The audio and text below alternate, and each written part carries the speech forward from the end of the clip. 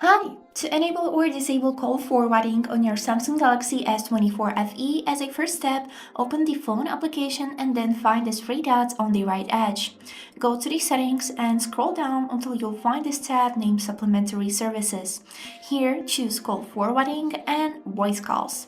As you can see here, we got four options for forwarding, and this is like four different situations: forward when busy, forward when unanswered, or forward when unreachable, and the last option is always forward.